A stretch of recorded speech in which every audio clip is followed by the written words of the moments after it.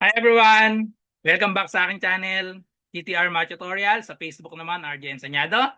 So for today's video ay magdi-discuss ulit tayo ng another 25 items para sa Let Review Math Major Sheet number 26 to 50. So sana napanood nyo na yung part 1, number 1 to 25. So para mas okay, kuhanin nyo muna yung 25 na questions nasa description. Try nyo munang sagutan bago panoodin ang aking solution. Para makita nyo kung ilan yung score nyo, then i-comment nyo kung ilan yung score nyo out of 25. Okay, so let's start. Number 26. If f of x equals 2x minus 3 and g of x is x squared minus 1, find g composed of f of x. So, ang basa dito sa OI composed. G composed of f of x. So, ang ibig sabihin niyan ay equal ito sa g of f of x. Nasa loob yung f of x. So, ibig sabihin, yung f of x na 2x minus 3, ipapalit natin sa x nung g of x. Okay? So, yung x squared minus 1, papalitan natin yung x ng 2x minus 3. So, we have 2x minus 3. Ito na yon yung x, and then naka-square siya, minus 1. So, evaluate lang natin ito. Apply natin yung formula ng ayan, sum or difference. Ayan, square of binomial. Expand natin yan, equal yan sa square the first term, a squared, plus or minus 2ab. Product nito ay multiply lang sa 2 and then plus the square ng b, b squared. Okay? So pag in-apply natin, magiging itong 2x squared minus twice the product, first term 2x, second term 3, plus square ng 3, we have 3 squared and then just copy the negative 1. So evaluate natin, 2x squared, we have 4x squared, minus, multiply ito, 2 times 2x times 3, that will be 12x, plus 3 times 3 is 9, and then minus 1. Combine natin ito, final answer letter C. So 4x squared minus 12x, 9 minus 1 is plus 8, letter C. Number 27, find the equation of the line with x-intercept of 2, y-intercept of negative 3. Yan, respectively. Yung x ay 2, yung y ay negative 3. Gamitin lang natin yung intercept form, x over a plus y over b equals 1. A yung x-intercept. So, palitan natin ng 2, x over 2 plus yung b natin, yung y-intercept, negative 3 equals 1. Dalhin lang natin ito sa standard form. Kailangan walang denominator. So, multiply natin yung 2 times negative 3. That is negative 6, no? Or pwede 6 na lang. Multiply natin both sides by 6 para makancel yung denominator. Distribute 6 divided by 2. We have 3 times x, 3x. 6 divided by negative 3, negative 2 times y, negative 2y equals 6. Wala sa choices, no? Dapat 0 ito at dalhin lang sa kabila. We have 3x minus 2y. Pag lumipat sa kabila, magiging minus 6 equals 0. Letter C. Okay. 28. Perform the indicated operations, reduce to lowest term. Okay, shortcut muna tayo. Ang shortcut pag ganitong nagsisimplify, may choices, ilet natin a equals 0. A equals 0, pwede kahit anong number, pero pinakamadali 0. Kasi pag a is 0, kakancel lang yung lahat ng may a. Ang matitira dito, 3 divided by negative 1, positive 3. Or, sorry, negative 3. Plus 2 over negative 1. So, negative 2 yun. So, negative 2. Negative 3 minus 2 equals negative 5. Ngayon, halapin natin yung magiging negative 5 pag pinalit din natin yung a equals 0 sa choices natin. O, tanggalin lang natin yung mga a kasi 0 na yan. Ayan, hanapin natin dyan yung magiging equal sa negative 5. Ito, negative 1/5. Mali. Ito, 5 over negative 1. Ayun, eksakto, negative 5. Letter B na yung sagot dito. 5 over 1, 5. Mali. 5 over 1, 5 din. Mali. So, letter B lang yung eksaktong negative 5. Pag dalawa pala yung nag-eksaktong negative 5, no choice tayo. Kailangan nating isolve. So, paano ba isolve ito? Para isolve natin ito using long method, shortcut yung ginamit natin. Tingnan natin kung letter B pa rin yung sagot. Factoring lang ito. Factor out natin common. So, we have 3. Factor out the 3. We have a plus 1. And then over, use difference of 2 squares. A squared minus 1 equal yan sa a plus 1 times a minus 1. Ayun, nakita ko na. Maka-cancel, oh. Same, a plus 1. So, cancel na yon. Minus 2 over a minus 1. Okay, similar fractions na pala ito, a minus 1 parehas. So, therefore, pag-isahin na natin ang denominator kasi equal a minus 1 parehas. Ito 3 na lang. So, therefore, subtract lang natin 3 minus 2. So, the answer or this will be ayan, 3 plus pala ito, plus. Ayan, plus. 3 plus 2. Ayun, so 3 plus 2 magiging 5 over a minus 1. Saan ang galing yung minus dito? So, nagkamali lang nasulat. Plus dapat ito, 3 plus 2, 5 over a minus 1. Ayun. Sakto siya, letter B pa din. O, di ba? Ang dali ng shortcut. Kapag define siya sa a equals 0, isubstitute nyo na lang yung a equals 0 sa choices tsaka sa given. Mas madali yun. 29, find the number of zeros. So, pwede ito isolve natin yung mga zeros nito. Pero parang hindi ito factorable, no? Pwedeng mag-factor theorem pa tayo. Pero ang hinahanap, may interval negative 2 to 1. Pwede ng solution dito, number of zeros ay i-evaluate natin yung negative 2 hanggang 1. Tapos tingnan natin kung ilan yung change of sign. Pag nag-change of sign kasi, ibig sabihin may 0 sa pagitan. So, kunin natin negative 2 to 1. So, f of negative 2, f of negative 1, f of 0, tapos f of 1. O, isolve lang natin ito. Madali lang naman ito. Pwede naman ang calculator, no? So, i-substitute natin isa-isa dito sa x cube muna. Ipalit natin ito. So, we have negative 2 cube, negative 1 cube, 0 cube, and then 1 cube. Okay? So, pinagsabay-sabay na natin na minus lahat. And then, we have x squared. So, magiging siyang negative 2 squared, negative 1 squared, 0 squared, 1 squared. And then, minus 2x plus 1. Malagay ko na muna lahat ng minus 2. Tapos, x, edi ipalit ko lahat yung x na. Ito lahat siya, negative 2, negative 1, 0, 1, tapos plus 1 lahat. Okay. So pag in-evaluate natin, ang titingnan lang natin dito yung sign. Sa sign lang tayo interesado. Para i-solve na rin natin, negative 2 cube, negative 8. Negative 1 cube, negative 1. 0 cube, 0 na yan. 1 cube, 1. Okay, so dito naman, naka-square, no? Kapag in-square ito, negative 2 squared, positive 4. Tapos may minus pa dito, edi magiging siyang negative 4. Dito sa kabila, negative lahat ito, negative 1, negative 0, negative 1. And then, multiply natin ito, negative 2 times negative 2, we have positive 4. So, magiging positive lahat ito, no? Positive 2. Ito 0, so walang problema. 0 na to, 0 na yan. 0 na lahat ito 2 times 1, so we have minus 2, and then plus 1 sa lahat. Okay, so tingnan natin kung saan siya mag-change ng sign. Evaluate na natin ito. So, anong magiging sagot dito? Itong 0, wala na lahat. 1 na to. Cancel yung negative 4, no? Negative 8 plus 1, negative 7. Negative 1 plus 1, cancel. Negative 1 plus 2, we have positive 1. Ayun, change sign. Nag-change ng sign tayo dito, isa. May 1 root dito. Tapos dito naman, cancel tong 1 minus 1, negative 2 plus 1, negative 1. Okay, another change ng sign. May isa pang root dito. So, dalawa yung zeros natin sa interval, negative 2 to 1. So, therefore, letter C yung tamang sagot. Okay? So, ihinanap lang natin kung ilan yung change of sign para makuha natin yung number of zeros. 30. Identify the conic section. Ayan, kapag given yung general form, tingnan lang natin yung coefficients netong 9x squared tsaka itong coefficient ng x squared and y squared. Kapag para maging parabola, kailangan wala yung isang may square. Dahil kompleto siya, mali na yung parabola. Para naman siya maging circle, kailangan same sign para maging circle. Same sign tapos same coefficient. Halimbawa, parehas dapat 9x squared and then we have 9y squared. Parehas plus or parehas minus. Dahil magkaiba, mali na yan. Tapos, para maging ellipse, kailangan para maging ellipse ay positive dapat. Dahil negative yan, negative, automatic, yan ay hyperbola. Okay? So, yun yung mga condition. Parabola, wala yung isang square. Circle, parehas dapat ng coefficient, parehas ng sign. Ellipse, magkaiba ng coefficient, parehas ng sign. Pag magkaiba ng sign, magkaiba ng coefficient, hyperbola. Okay? 31. If a line is extended from point A 2, 3 through B negative 2, 0 to a point C so that AC equals 4AB, find the coordinate of C. Okay, drawing lang natin. Estimate lang ito. Pag nag-drawing tayo, hindi naman kailangan tamang-tama yan. So we have point A, 2, 3. So we have 2, 1, 2, 3. So okay, point A, 2, 3. Point A, 2, 3. Point B, negative 2, 0. Ayun, negative 2, 0. So ito yung point B, negative 2, 0. Sabi, ito yung AB natin, no? Point AB. May point C daw so that AC equals 4AB. 4 times dapat itong AB, no? Para mag 4 times siya, kailangan isa pa dito. Ito yung una, ito yung pangalawa, pangatlo, ito yung pang-apat. Ayun. Anong coordinates nitong point C natin? Para maging 4 times, so ito yung 1, i-multiply natin sa 4. 1, 2, 3, 4. So ito yung coordinates niya.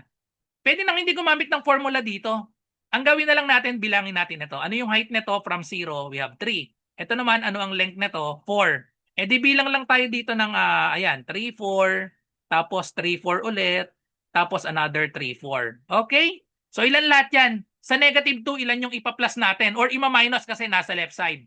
Minus lang tayo ng tatlong 4. Ayun o, tatlong 4. Tatlong 4, edi minus 4 times 3. Equal na siya sa negative 2 minus 12 equals negative 14. O, tatlo yung negative 14. Sa 0 naman, sa 0 dahil nasa baba, minus tayo ng tatlong 3. Ito, 1, 2, 3. Tatlong 3, edi magiging siyang 9. 0 minus 9 equals negative 9. Ayun, letter C. Negative 14, negative 9. So para hindi na tayo mag-formula, pag dinrawing nyo, madali nang malaman. 32. A line with slope 1/3 contains 0.8y and negative 4,3 find y. So use lang tayo ng formula ng slope. Slope is y sub 2 minus y sub 1 over x sub 2 minus x sub 1. So i-assign lang natin. Ito pwede natin gawing x sub 1, y sub 1. Kahit magkapalit yan. Ito naman yung x sub 2, y sub 2. Substitute sa formula. Ang slope natin 1/3. 1/3 is equal to y sub 2 ay 3 minus y sub 1 ay y. Wala pang value. Yan yung hinahanap natin. X sub 2 is negative 4. X sub 1 minus 8. Okay, so simplify natin. Ito ay pwede na pag-combine natin. 3 minus y over negative 12. Cross-multiply lang tayo. 1 times negative 12, we have negative 12 equals 3. Multiply natin sa 3 minus y. Ayan, wag nang i-distribute ito. Divide na natin both sides by 3 para makancel na agad yung 3. Negative 12 divided by 3, we have negative 4 is equal to 3 minus y. Solve for y. So pagpalitin lang natin. Yung y dito, yung 4 sa kabila. Negative y magiging siyang positive y dahil lumipat. Yung 3 kopyahin lang.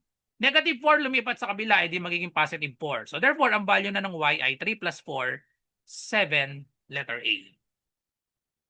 Number 33.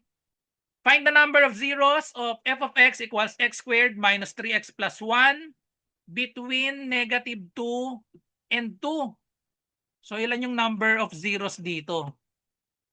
Quadratic lang naman to, no? Find the number of zeros. So pwede solve siguro natin to.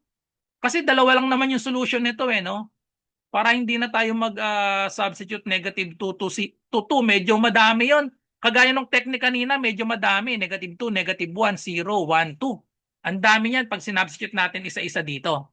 Pero anyway, ano lang naman, maliit lang naman, pwede rin natin gawin yon, ano?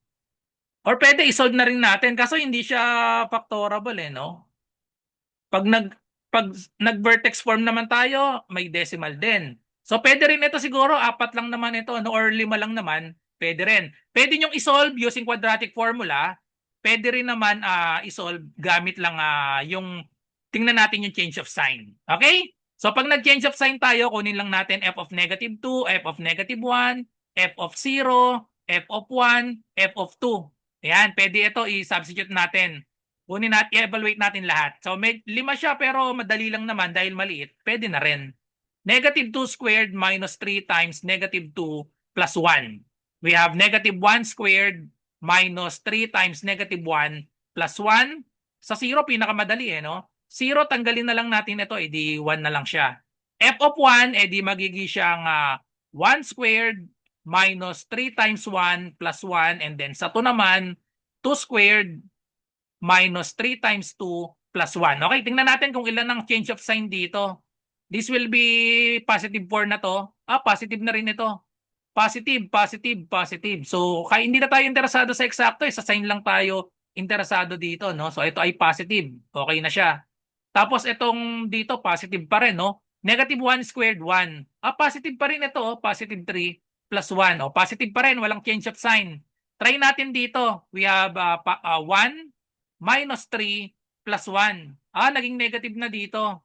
Negative na, no? 1 plus 1, 2 minus 3, negative 1. And then dito naman, we have 4 minus 6 plus 1 equal ito sa negative 1 pa rin. Ayun, isa lang ang change of sign.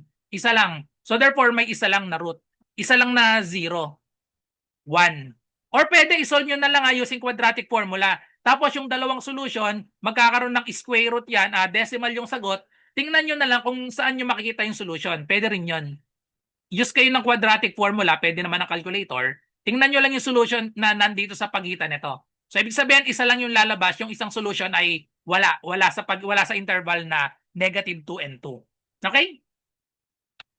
34. Perform the indicated operation and reduce to lowest term. Kagaya ulit ng tekniko kanina, i-let natin A equals 0. Dito sa choices, walang A. Walang A dito, so ibig sabihin makakancel yan pag sinimplify natin ito. Pag nilet natin A equals 0, tanggalin nyo lang yung mga A dyan. Meron tayong -1 plus over +1. We have -1 minus ito, numerator 0 over 1. So 0 pa rin yun. So hanapin nyo lang sa choices yung -1. Ayun, letter D na agad ang sagot. Di ba? Ang bilis. Pag sinolve natin using factoring, ganito siya. Pwedeng ma-factor tong A squared minus 1. Equal lang yan sa A plus 1, A minus 1. Difference of 2 squares. Ito naman, may formula tayo dyan.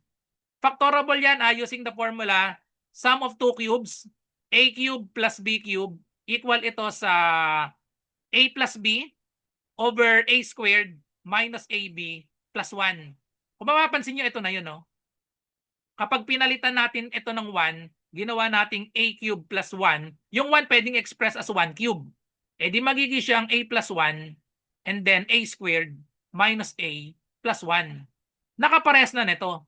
So minus A squared over A squared minus A plus 1. Cancel lang ito. Tapos same na sila. Dahil same na, pagsamahin na lang natin itong numerator. A minus 1 minus A squared. Kung mapapansin natin, similar dito. A squared minus A plus 1. Pag pinactor out natin yung negative sign, magiging equal ito. Factor out the negative sign, itong A squared magiging positive. Itong A magiging negative A, itong negative 1 magiging positive 1. Parehas na siya sa denominator. A squared minus A plus 1. So cancel na yan. So the answer, -1. Okay? So, diba? Mas madali yung kaninang technique. Left nyo lang A equals 0. 35. Which is true for the following system of equations? Okay, so para maging infinitely many solution, kailangan parehas. Malinaw magkaiba ito. So mali na tong letter A. System has no solution kapag parallel. Hindi naman to parallel. Pag parallel, dapat same. 5x plus 3y, 5x plus 3y din. Nothing can be concluded, mali ito. System has a unique solution ito. Kasi magkaiba ang coefficient ng x. Magkaiba yung coefficient ng y. Tapos, hindi naman siya negative. Kailangan negative reciprocal Ito dapat parehas. Tapos itong dalawa, negative reciprocal para maging siyang perpendicular or ano. Anyway, pag perpendicular naman, meron pa ring unique solution. So hindi siya infinitely many solution, hindi rin siya no solution dahil hindi to parallel. So letter D.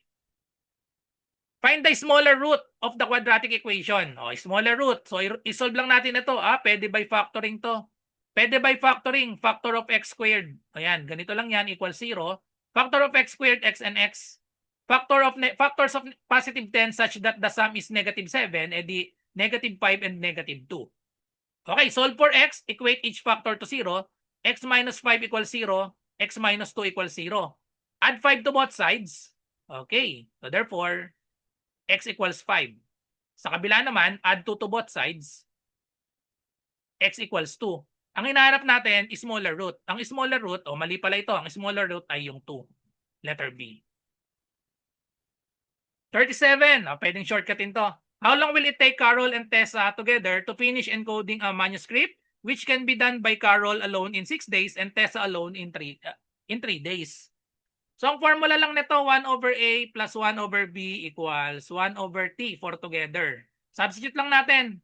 Alone daw 6 days, yung isang alone 3 days. Yung together ang hinahanap natin, edi ito yung T. So therefore, magiging 1/6 plus 1/3 equals 1 over T.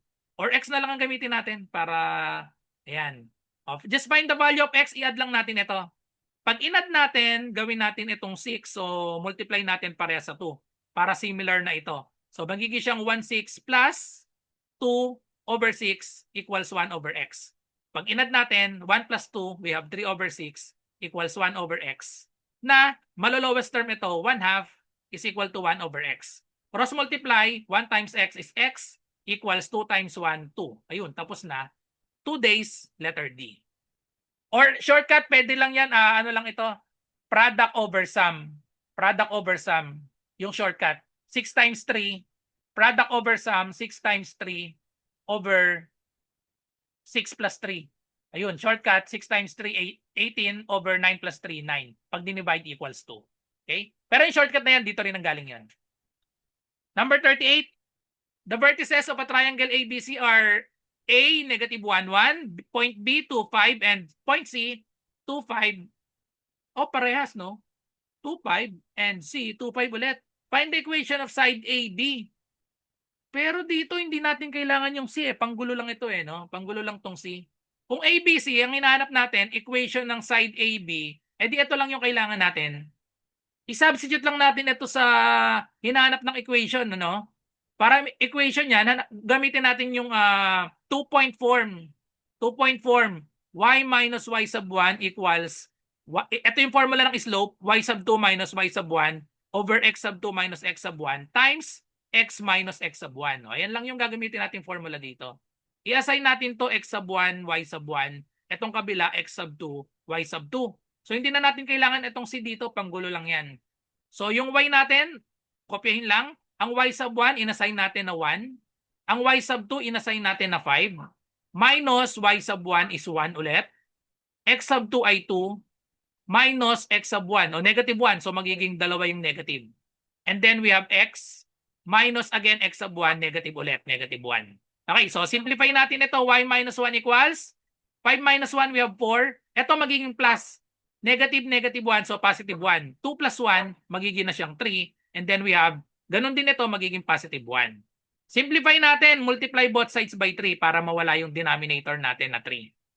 Para cancel yung 3, tapos ito i-distribute natin, we have 3y, 3 times negative 1, negative 3 equals, distribute din ito, 4x, and then 4 times 1 plus 4. Okay. Tingin tayo sa choices, magkakasama yung x and y, no? So, yung 3x, ito yan. Yung 4x ang ilipat sa kabila, negative 3 ilipat sa kabila. Okay? Para magkatapat na, ganito na lang gawin natin. Minus 4x both sides. Cancel to. Minus 3 at ilipat sa kabila, add 3 to both sides. Ayan, para malinaw. 3y minus 4x equals 4 plus 3, 7. Ayun, letter D. 3y minus 4x equals 7. 39.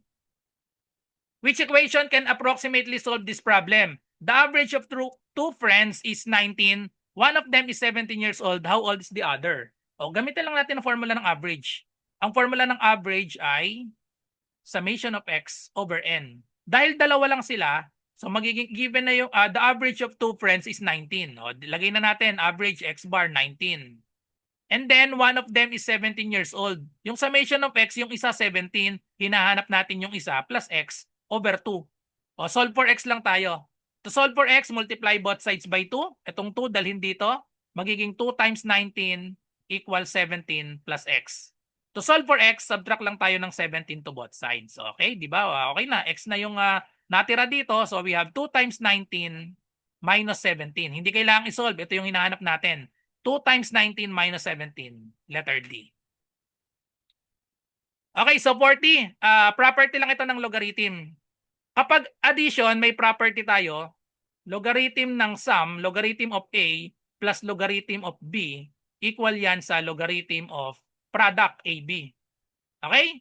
Kapag sum, logarithm siya ng product. Kapag naman difference, logarithm of A minus logarithm of B, equal siya sa logarithm of quotient naman. Yung negative nasa baba. So, A over B.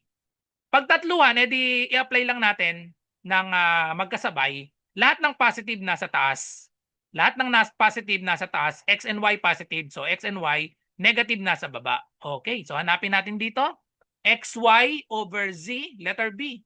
XY over Z. Logarithm of XY over Z. 41. A ladder is placed between the ground and the roof of a house. The foot of the ladder 30 feet from the house makes an angle of 40 degrees with the ground. Find the height of the house. So, kailangan ng calculator dito. A ladder placed between the ground and the roof. Ay, di, drawing lang natin. Ito yung ladder. Ito yung roof. Ito yung roof, ha? Ito yung ladder.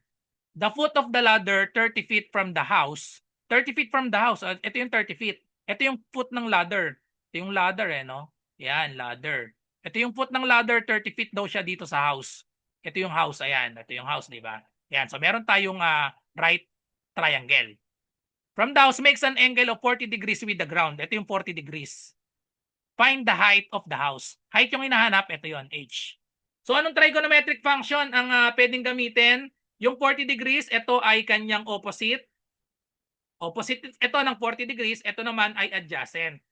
Anong trigonometric functions ang gumagamit ng opposite and adjacent? Diba? So katowa o wa. O di towa ito. So ibig sabihin, ang formula natin ay tangent. Tangent A is equal to opposite over adjacent. So substitute lang natin, magiging siyang tangent 40 degrees.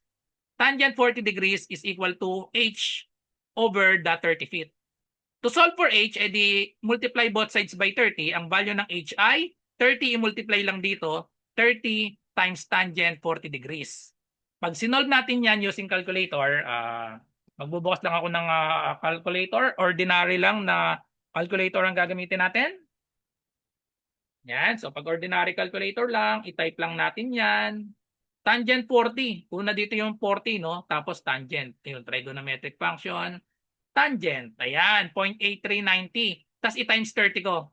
Times 30 equals 25.17. Ayun, letter C. 25.17. Ayan. Using ordinary calculator lang ang ginamit natin. Letter C ang tamang sagot. 25.17 feet. 42.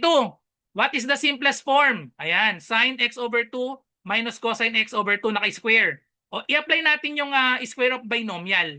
So, square of binomial, di ba, may formula tayo. A minus to, no? So, gawin na natin A minus B squared. Equal yan sa A squared minus 2AB plus B squared. Okay, apply natin ito. So, square natin ito. We have sin squared x over 2. Minus 2AB. O, we have 2. And then we have sin x over 2. And then cosine x over 2. And then plus na ito, cosine, square natin ito, cosine squared x over 2. Tapos identity lang ito. May identity tayo para dito. May identity tayo dyan na sin squared A plus cosine squared A equals 1. So, ibig sabihin, itong dalawang ito ay 1 na lang. Ayun, puro 1. Tapos may identity din tayo dito. Sin 2A equal ito sa 2 sin A, 2 sin A, cosine A. So ito na yon, di ba? 2, ayan, 2. Sin A, cosine A, cosine A. Yung A natin, x over 2. So ibig sabihin, i-double natin ito. Magiging siyang sin 2A. So magiging siyang sin 2, ang A natin ay x over 2. Ayun, so makakancel na ito. Cancel na yung 2. Tsaka pag minultiply kasi natin, x na lang siya. So ang final answer natin ay 1 minus sin x. Letter C. 43, simplify. Okay, so paano ba mag-simplify nito? Kailangan kabisado lang natin ang yung mga reciprocal, no? Ang cotangent, ang ang identity ng cotangent A equal yan sa cosine A over sin A. Okay? Cosine A over sin A. Dito pa lang tayo sa cotangent. Cosine A over sin A over secant. Ang secant, ang identity ng secant A equal yan sa kabaligtaran, reciprocal yan ng cosine. 1 over cosine A. Okay, so 1 over cosine A. Plus, ang cosecant A naman, reciprocal yan ng sine. So 1 over sine A. Okay? So yan, may makakancel ba tayo dito? Cotangent ay cosine over sine. Ang secant, 1 over cosine. So walang na-cancel dito, no? So i-simplify na lang natin, pagsamahin natin itong dalawang dulo tsaka dalawang gitna dito. Cosine A times cosine A, that will be cosine squared A. Okay? Pinag-multiply natin. Over sine A equals 1 over sine A. Okay, ayun na pala, parehas ng sine A. O ba't plus equals ito? Plus dapat ito. Parehas sine A. So dahil parehas sine A, magiging na lang itong pwede na nating pagsamahin. Sin A sila, no? Similar fraction. Cosine squared A plus 1. May identity tayo dito. Ang identity dito, di ba meron tayong Pythagorean, no? Sin squared A plus cosine squared A equals 1. Pag nilipat natin sa kabila yan, magiging siyang cosine squared A plus 1, or yung para ma-express natin in terms of sine, isolve natin yung cosine itong cosine ng ililipat natin. Kasi ito yung sinosolve natin, no? Cosine squared A plus 1. So ito na yon, cosine squared A. So dapat ilipat natin yung sine squared A sa kabila.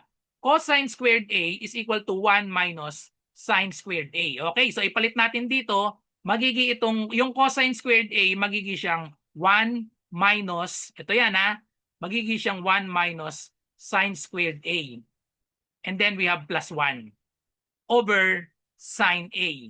Okay? So makakancel na itong 1 or sorry, 1 at 1 pala, parehas pala yon, no?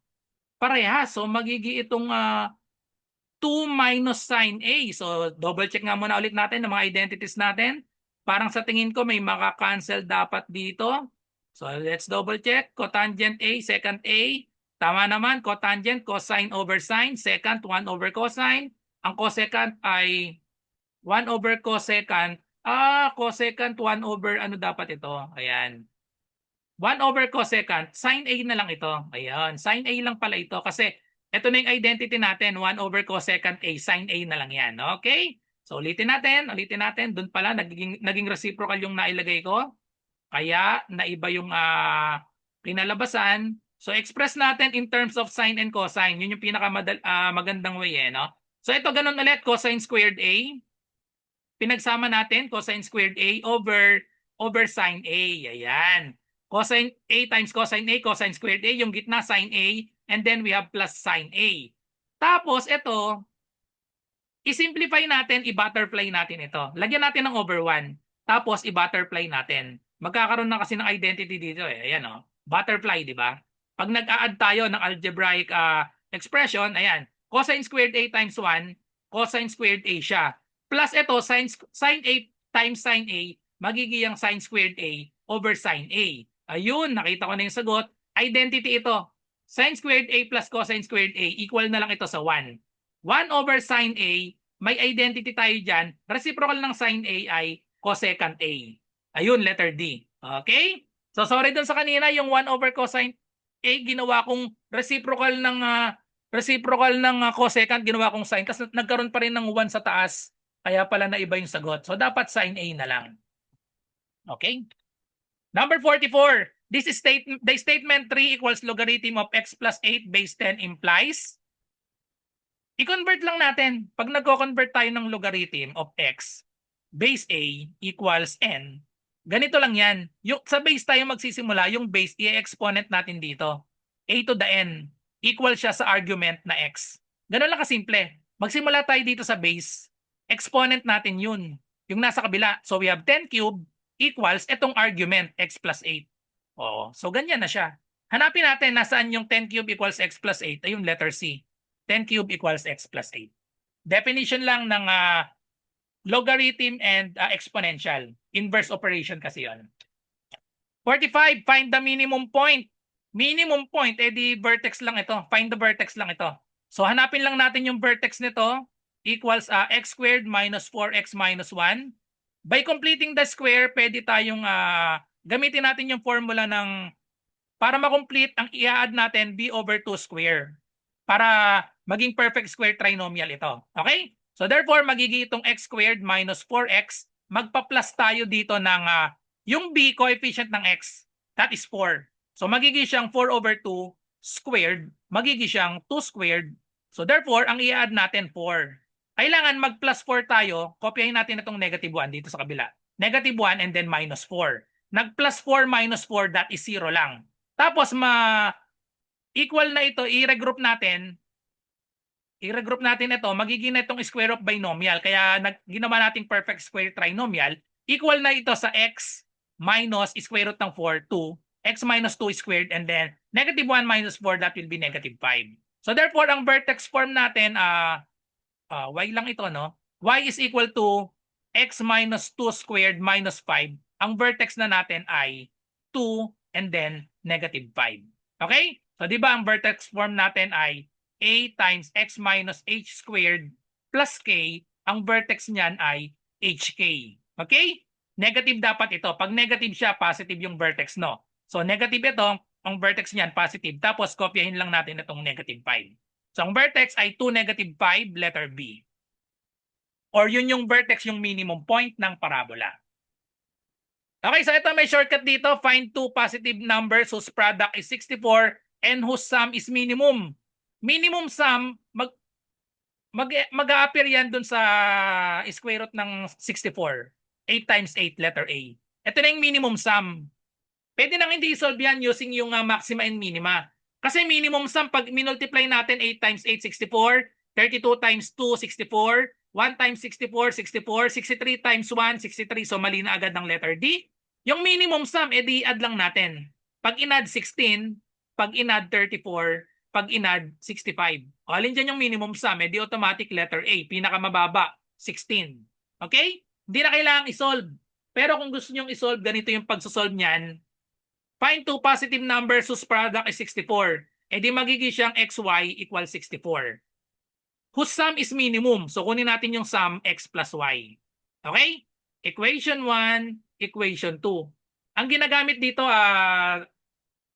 calculus, differentiate natin ito, tas equate to 0. Then solve for x.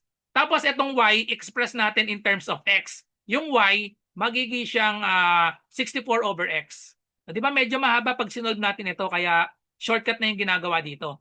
X plus 64 over x. Tapos differentiate natin with respect sa x. So pag dinifferentiate natin with respect to x, s prime is equal to derivative ng x1. Derivative nito, edi magiging itong 64 x to the negative 1, di ba? Pag tumaas. Tapos derivative niyan, imumultiply ito. So we have minus 64 and then x to the subtract ng 1, negative 2. Tapos equate sa 0. Ayun.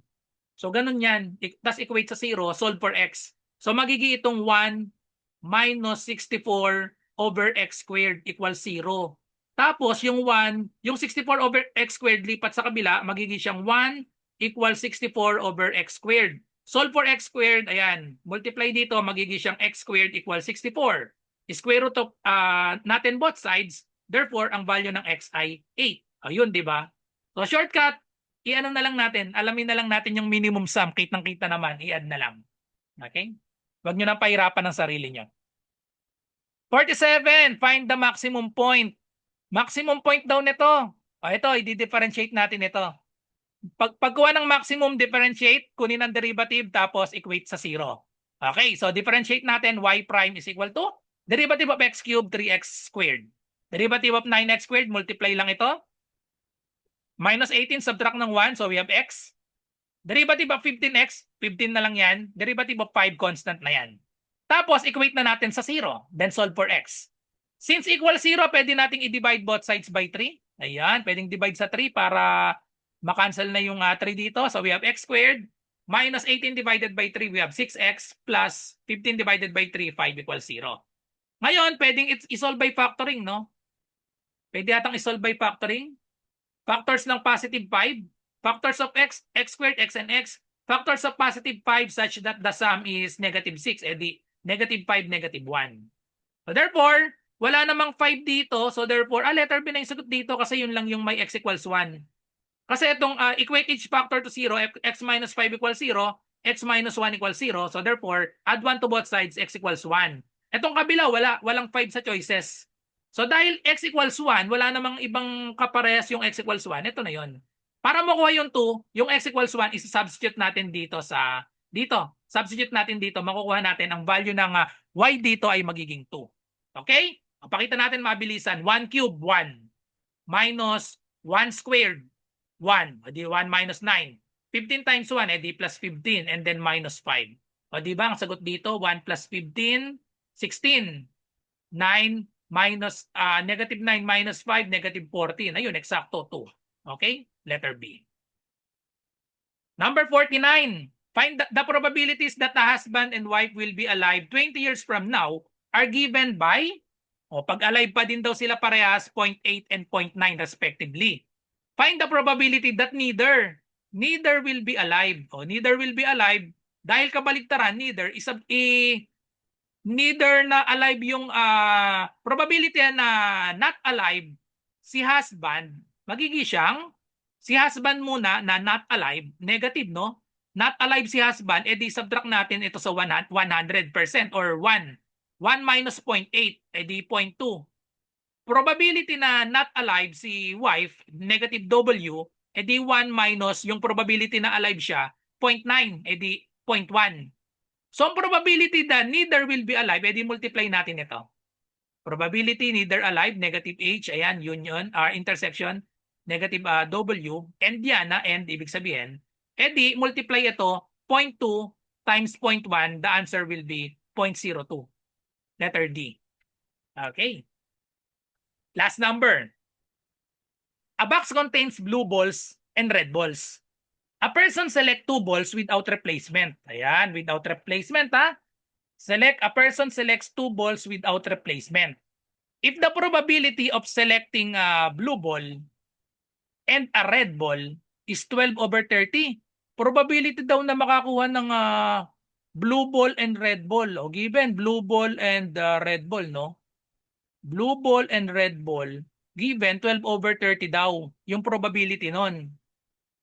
And the probability of selecting a blue ball on the first draw, probability of blue ball sa first draw daw ay 3/5. Find the probability of selecting a red ball on the second draw, given that the first ball selected was a blue ball. So probability, ang hinahanap natin, find the probability of selecting a red ball. Probability of selecting a red ball given red ball on the second row given the first ball selected was a blue ball. Ayan, ayan yung pagsulat niyan. Probability of red ball given blue ball. Okay? So ang formula nito, probability of red ball given blue ball ay i-over lang natin ito. So magiging probability ng itong intersection nila, blue and R, tapos yung denominator natin, probability ng blue ball. So yan yung formula ng probability nung may given. Ayan, conditional probability ito. So substitute lang natin dito. So magiging ang answer natin ay equal sa yung blue and red, we have 12/30. Tapos i-divide lang natin dito sa divided by 3/5. Yung given na probability ng blue ball, 3/5. So tapos i-simplify natin ito. Multiply lang yun yung dalawang dulo over yung dalawang nasa gitna. So we have, ang magiging answer natin, 12 times 5, dalawang dulo, over 30 times 3. O mag-cancellation lang tayo. 12 divided by 3, that is 4. 5 and 30, pwedeng makancel. 6 na lang yun, no? 5 and 30. Sorry, itong 12 and 3, yung 4 pala nasa taas. 5 and 30, yung 6 nasa baba. Tapos meron pa tayong natira 4, 6. I-lowest term natin, 4/6. Divide both by 2. Magiging final answer, 2/3, letter B. That's it. Thank you for watching. I hope may natutunan kayo sa 25 items na pinresent ko. Medyo madami. Doon sa mga time na nagkamali ako, na itama naman natin sa dulo. So, pasensya na kayo doon. So, para sa mas marami pang let reviewer, ay mag-join kayo sa GC ko. I-message nyo ako sa aking messenger, RJ Enseñado. So, good luck sa lahat na nagre-review. Bye-bye and God bless.